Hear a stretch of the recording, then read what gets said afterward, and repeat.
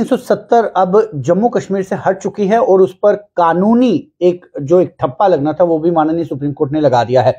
अब हालांकि इस विषय पे टिप्पणी करना शायद कंटेम्प्ट ऑफ कोर्ट भी हो सकता है, लेकिन फिर भी व्यक्तिगत राय इस चीजों को लेकर क्या है वो उस शख्स से पूछना बेहद जरूरी है जो कि फर्स्ट पिटिशनर रहे हैं इस मामले को लेकर माननीय सुप्रीम कोर्ट ने।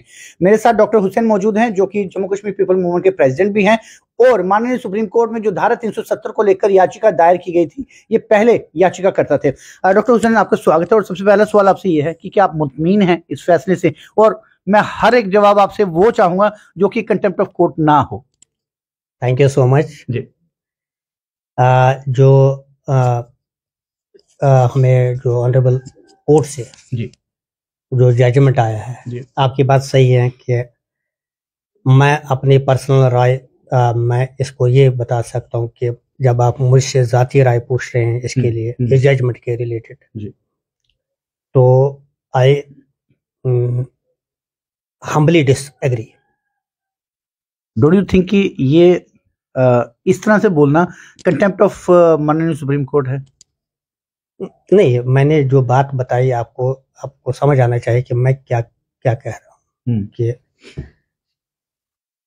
ऑनरेबल कोर्ट का फैसला जो भी आया जैसा भी आया, हम लोगों ने अपनी तरफ से पूरी कोशिश की जम्मू कश्मीर के लोगों की तरफ से, या हमने कोशिश की कि जो हमारी जो डेमोग्राफी है, हमारी आइडेंटिटी है, हमारा कल्चर है, इसको सेफ साइड किया जाए।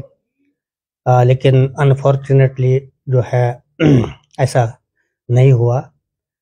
तो सिर्फ जो है स्टेट पर, खैर स्टेट का जो टाइम जो है दिया गया है और इलेक्शन का जो सितंबर तक है वो थोड़ा सा रिलीफ हुआ जम्मू कश्मीर के लोगों को। नहीं, देखिए, माननीय सुप्रीम कोर्ट ने ये आदेश दिया है तो कुछ कानूनी प्रक्रियाओं पे दिया है, तो आप उस कानूनी प्रक्रिया को, क्योंकि उसी चीज के लिए तो आपने याचिका डाली थी कि कानूनी हिसाब से हमें बताया जाए, और कानूनी हिसाब से माननीय सुप्रीम कोर्ट ने बता दिया।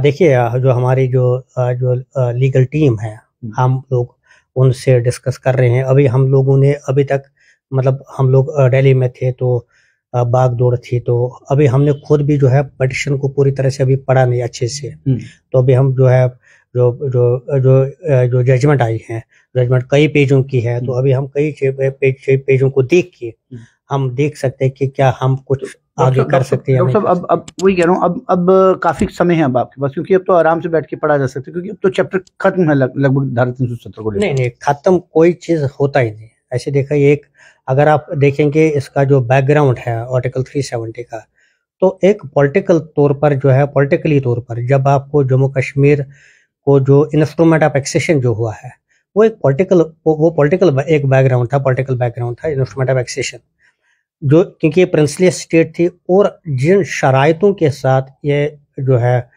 इंडिया के साथ हमने जो इंस्ट्रूमेंट ऑफ एक्सेशन किया था, उसमें जो हमारे फोर फादर्स थे उन्होंने 3 चीज़ें दी थी गवर्नमेंट को, डिफेंस, कम्युनिकेशन में, फॉरेन अफेयर्स, आप पढ़ सकते हैं।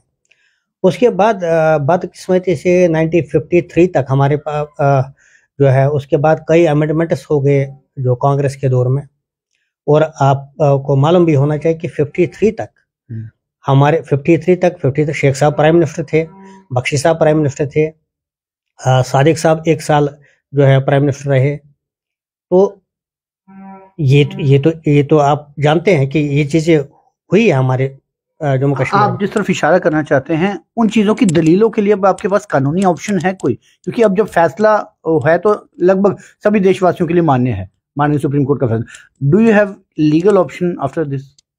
देखिए, मैंने आपसे यही कहा कि अभी हमने जजमेंट सही तरीके से पढ़ी नहीं।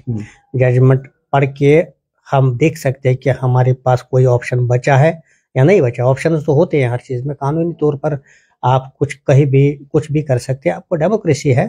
तो आप इसमें अब जब हम पूरी तरह से अपनी लीगल टीम जो है देखेंगे लीगल रेमेडीज क्या है इसमें, वो हम देख के फिर आपको बता देंगे जैसा भी हो। यानी आपका इशारा रिव्यू की तरफ है? हो भी सकता है। देखिए, वो चीज मुमकिन है। आप कानूनी तौर पर इस चीज का सहारा ले सकते हैं, इसमें कोई प्रॉब्लम नहीं है। चलिए, माननीय सुप्रीम कोर्ट का फैसला जो है वो अंतिम निर्णय और सबको मान्य है।